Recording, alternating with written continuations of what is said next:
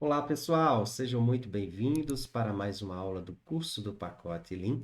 Eu sou Ben David e gostaria, antes de mais nada, para vocês que, se desejarem ou se gostarem dessa videoaula, se inscrevam em nosso canal, deixem o seu like para que a gente possa impulsionar ainda mais este material para as outras pessoas.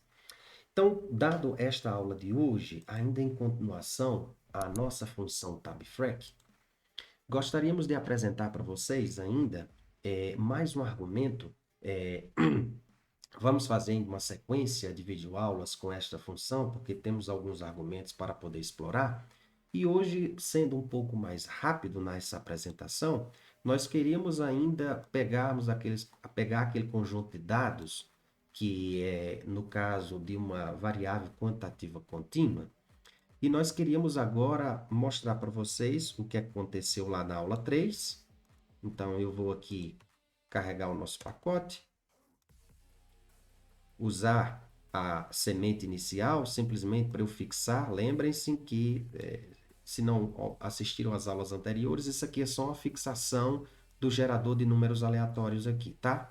Então, esse comando aqui é simplesmente para eu travar. Se você tem um conjunto de dados, não quer dizer que isso aqui você precisa estar usando, essa linha de execução. Beleza, então aqui agora o que é que eu vou fazer? Eu vou rodar esse conjunto de dados aqui novamente. Aqui nesse caso, eu não vou querer travar mais, então eu vou retirar essa partezinha aqui de tabela e vou rodar o conjunto de dados novamente, ó. Então, eu tenho aquele conjunto de dados que nós tínhamos. Uma coisa que é interessante aqui agora era que pode acontecer.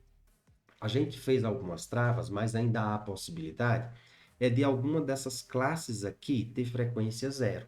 E aí não faz sentido você ter uma classe com frequência zero. Significa dizer que o arranjo com este número de classes não foi tão satisfeito. Nós estamos tendo uma lacuna entre o conjunto de dados em que houve a separação de classes, no caso limite inferior e superior, mas ali não contém ninguém. Então, o que é que a gente faz nessa situação? A gente realoca o número de classes nesse sentido. Então, o que é que a gente vai fazer nessa situação? Vamos usar o argumento K e redefinir o número de classes. Geralmente, a gente pode colocar um anterior ou um posterior para ver o ajuste como acontece. Então, aqui como tem 7 classes, vamos escolher então um K igual a 6. E aí, com K igual a 6, eu vou reajustar. E aí, o que acontece com o meu conjunto de classes é que todo o algoritmo é recalculado agora pensando num K igual a 6. E aí, nós conseguiremos refazer a nossa tabela muito mais rapidamente. Tanto você, professor, para apresentar para os seus alunos o que é que acontece com essa nova situação, quanto para você, aluno, para tentar entender como é que ocorre esse rearranjo. E mais uma vez, para tentar verificar como é que esse conjunto de dados, esses dados foram gerados, você pode associar este resultado aqui a um nome, fazendo uma questão de atribuição, e aí verificar lá com o conjunto de dados que nós temos para estatísticas, aqui nessa situação. Então, aqui, igual que aconteceu lá na aula 3, se não assistiu, volta lá para visualizar. Então, eu vou simplesmente fixar aqui e ver tabela 3.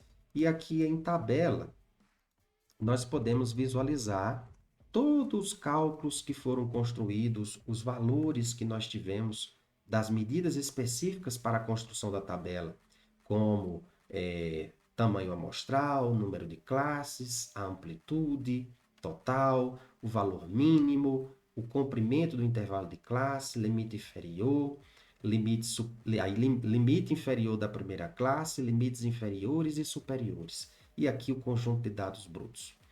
Então, essa foi mais uma aula de hoje. Espero que vocês tenham gostado. Lembrem-se que o conhecimento é uma liberdade necessária e se tiverem dúvida, deixe os seus comentários. Tchauzinho!